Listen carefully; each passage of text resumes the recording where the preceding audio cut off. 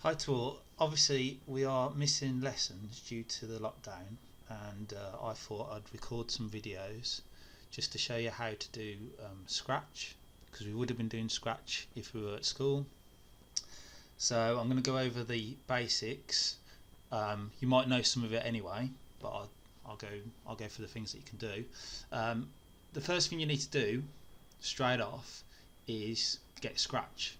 Now you're going to need a computer for this, and if I just load up the internet here, what you can do very simply in Google, just type in Scratch.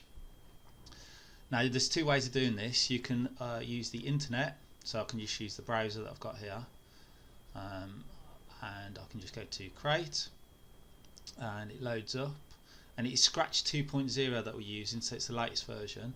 There's a little tutorial to tell you how to use it as well. So this is all quite good fun to do. Basically you can make loads of games, quite good fun, entertaining for your self-isolation.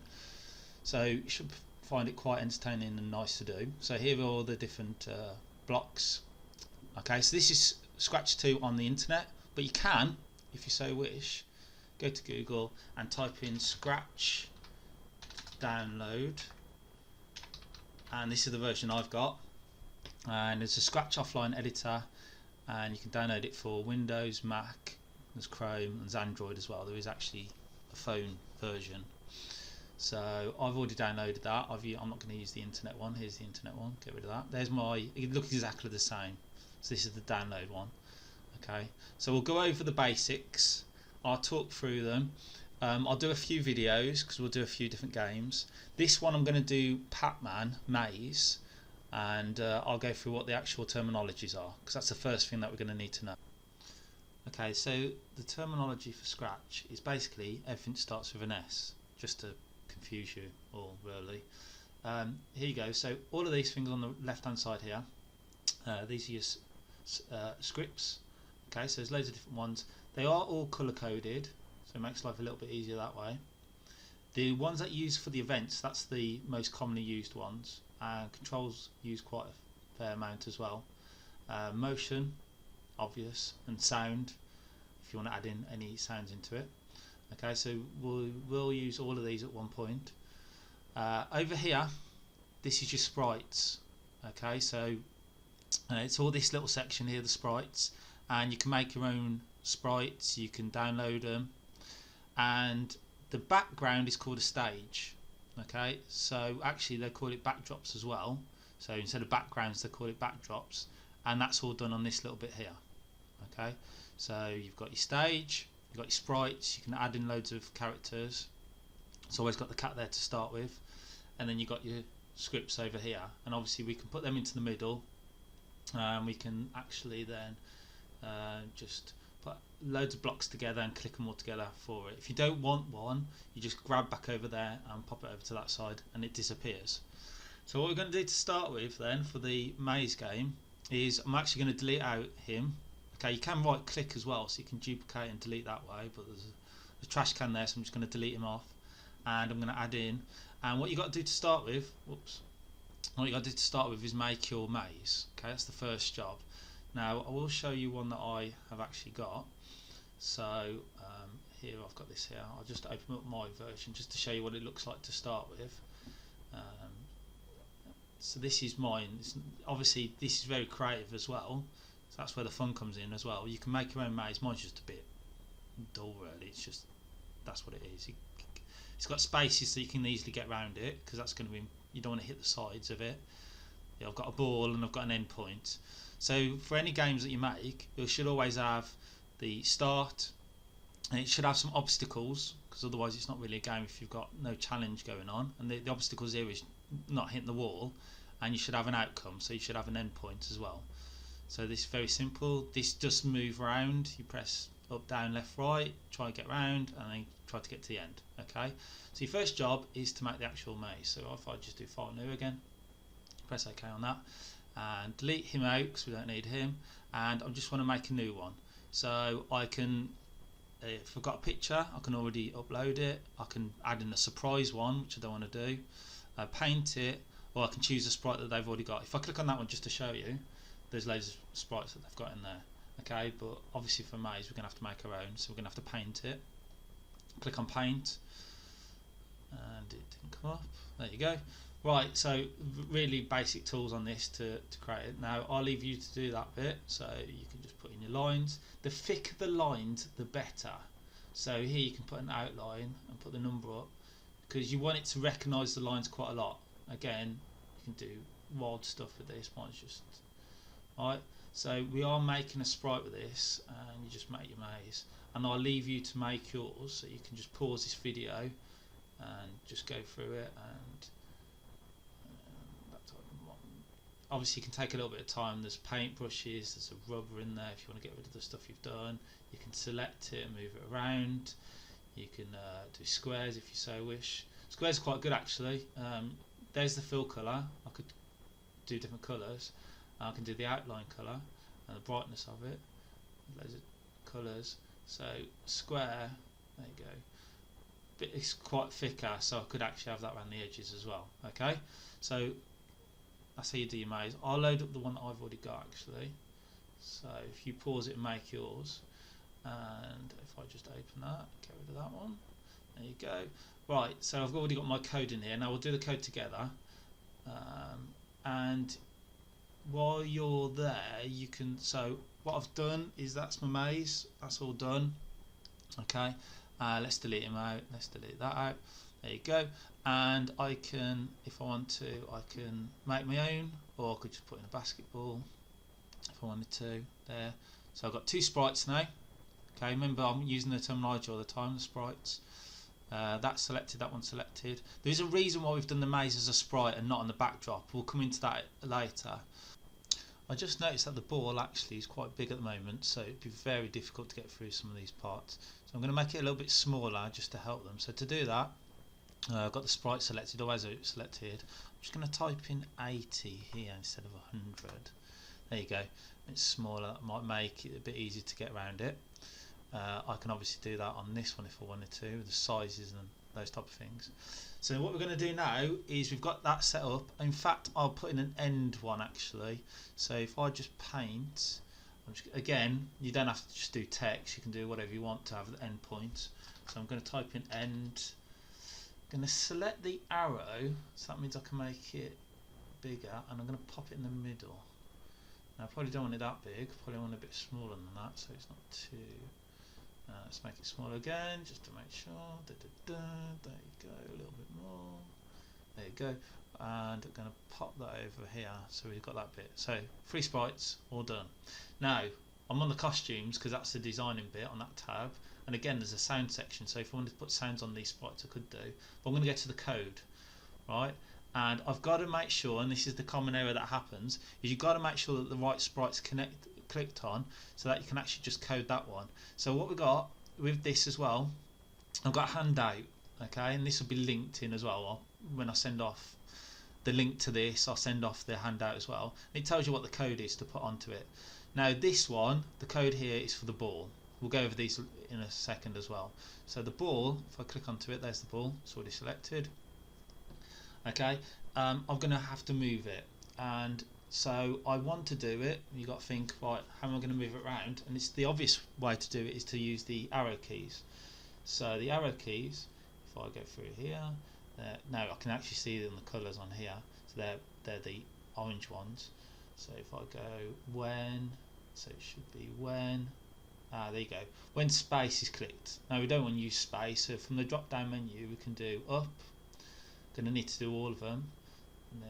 Down, left and right, so we select those ones, so we do down. Obviously there's loads of stuff you can do with this, you don't have to do exactly what I'm doing, you can go crazy if you want to on different things. So you've got up, down, left and right. Okay, so in Scratch, similar to your maths lessons, you would have done this anyhow. There is an X axis and a Y axis. So basically we're going to be using these. For the y-axis, we want to get it was obviously up and there's down, and on the x-axis there's a right and a left. And to do the difference, you just literally use a minus. So what we're going to do is under motion. I suppose fairly obvious it's under motion. What we want to do, and it's on the handout here as well. So you see it says change Y, and it's got X and it's got the Y's on there. Okay, so if I go to it and have a look, change X. Now you don't want to set X, because set X means it's set to a certain number and it's not going to change every time that you press that arrow key. So change X by 10. Okay, so X, as we just said from the picture again, X is on the bottom here. So X by 10, if we just do it as a positive, it's going to go right. Okay, so change X by 10, it's going to go right. There you go. So we might as well do the left one as well. So, oops, see, first mistake, I did that on purpose there for you. Change X by left. So left one here is going to be minus X. So it's plus X when it goes that side, there's a 0, 0 in the middle, plus X going that side, minus X that side. So we're just going to do minus 10, okay, on that one, and then we'll do the Y's. So down is obviously going to be the minus one then, because it's going downwards, and then to go up is just going to be Y by 10.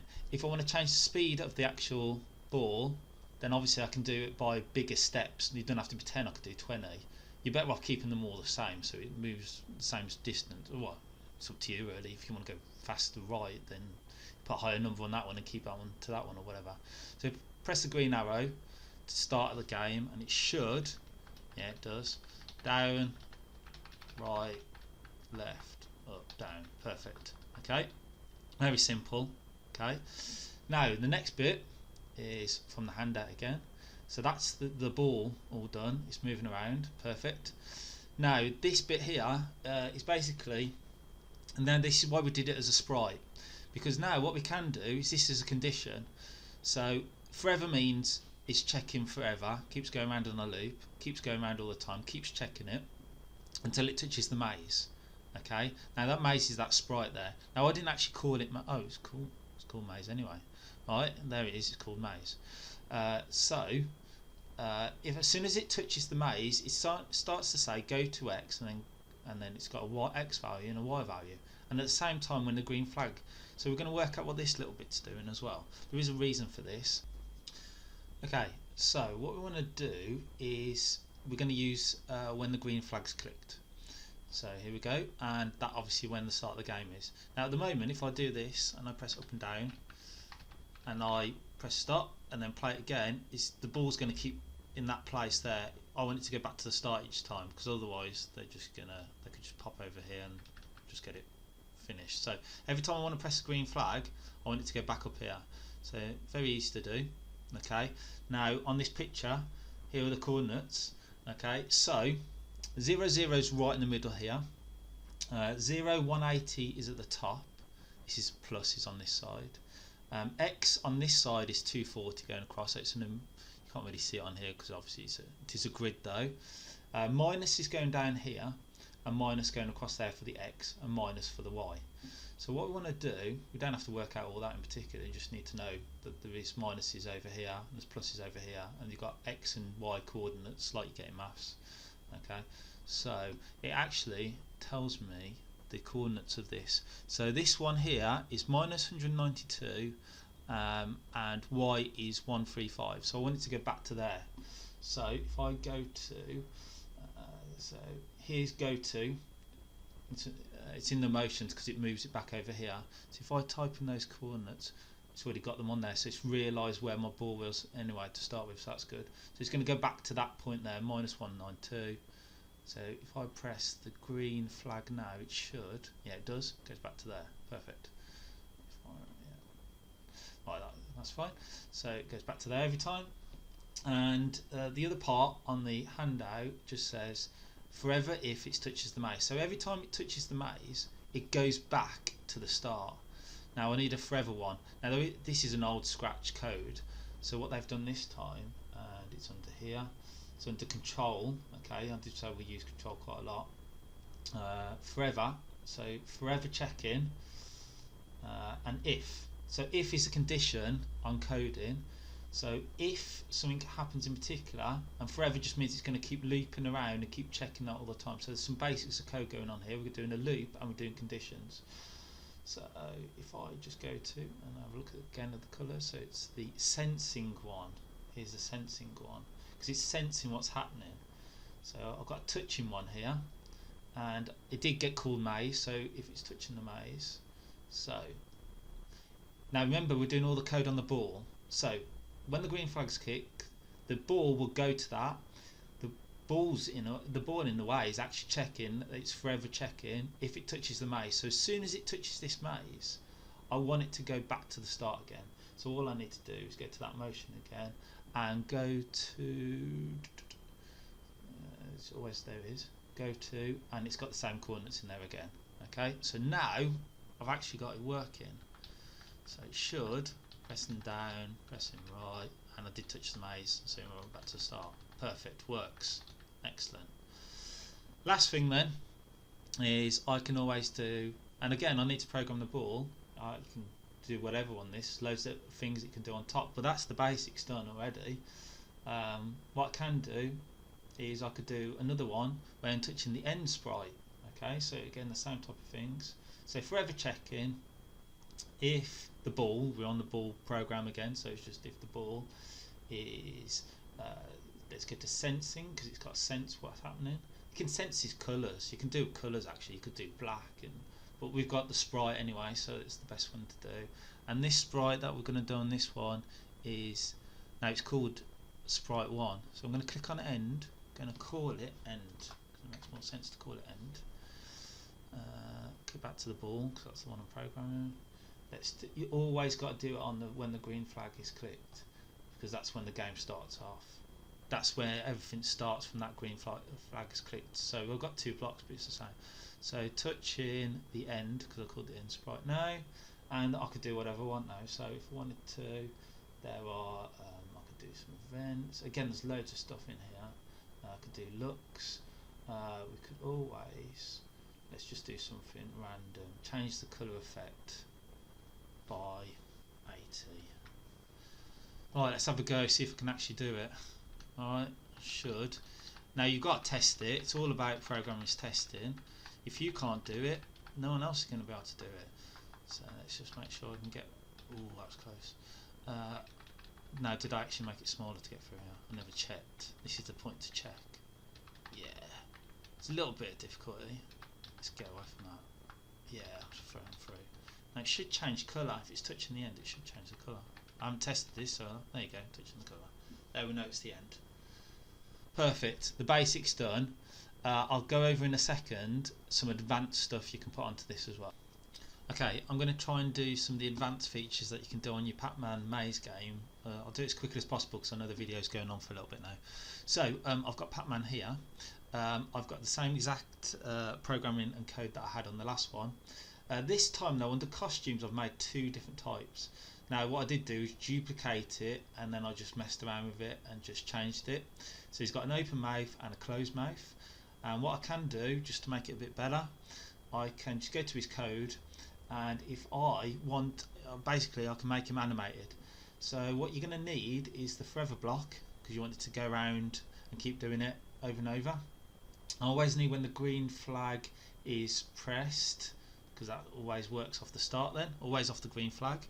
And what I want to do on the forever is I just want it to keep going between these two costumes. So open and close his mouth. So what I want to do then is under looks, because it's the looks, it's the costume, just do next costume. So if I press that now, you'll notice a problem to start with. See how fast it's going. It's going forever, keeps going around, does it really fast, and it goes between the one costume to the next costume and just keeps going backwards and forwards loads and loads and loads of times. So what I want to do is under, no, it's under control, I just want it to wait a second. So that would just mean now, doesn't look the clearest, it's a little bit messed up on mine. You can obviously do it better. I did mine quite quick. There it is. So a little bit better. It still does the motions on the up and down, so perfectly fine. Now what else you can also do is you can add in some items. Now I'm going to use the apple. I'm going to do it so you can get some points and some scores, so it makes it a bit more interesting for the player. And I've got a cheesy puffs bowl here for I need something a bit silly, and if you hit that one, I'm going to try and make them go faster, so it's like a speed boost. Right, so the rest of it should be working fine. It still is. Right, so I'll click on the apple. Let's code that. Right, so I'll put in a little bit of code here already to start with.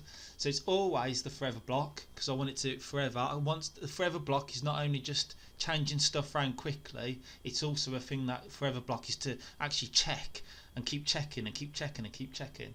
And the forever if here is obviously on a condition. Now this is going to be a bit weird because you've got to think of it from the apple's point of view, but basically if the apple, I know it sounds weird, touches the Pacman, then that's going to change stuff. Okay, so I can do it that way. So I can do it's a bit weird to think of, but I can do it off the apple touching Pacman. Okay, so if there's a condition, my Pacman is called Pacman, you can always change the name again. If you touch in Pacman, and then I put on the green flag, quick, there you go. Right, if touching Pacman, then what I can do is could do a variable. Now I'm going to call this variable, and I'll show you what variables are. Basically, they're locations where you can save data. So I'm going to call this points. Okay.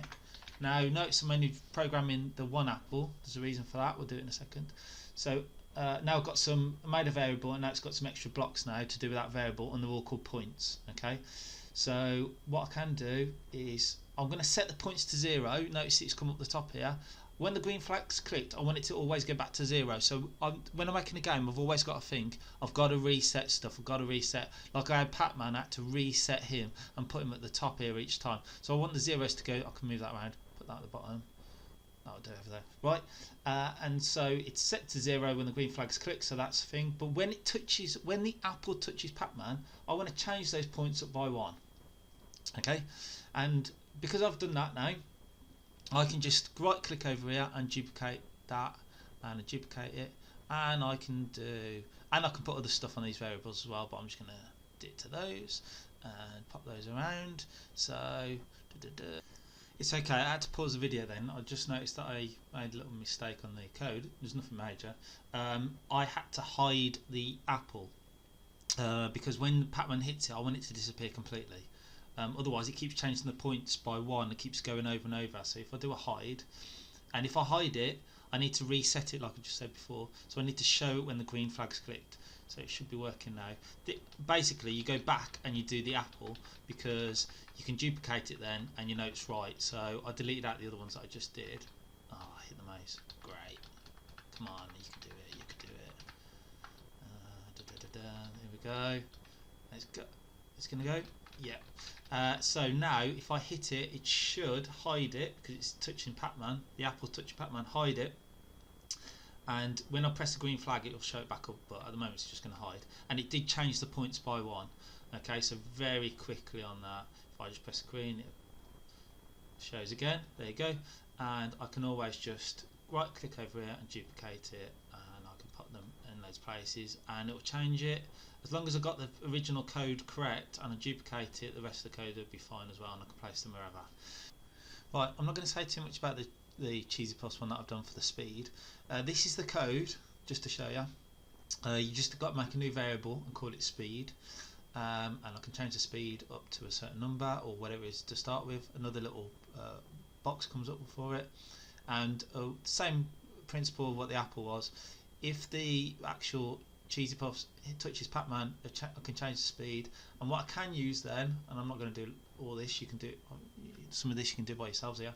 I can drag that into certain things, and again you've got motion, so I can always like move instead of moving by 10 steps. What I could do is put that in there, and it changes to whatever it goes from between these. So originally, or to start with, it could be a speed of 2, but when it touches, the Cheesy Puff touches Pacman, it can change the speed and it'll go up, and it'll change the steps and make him faster basically.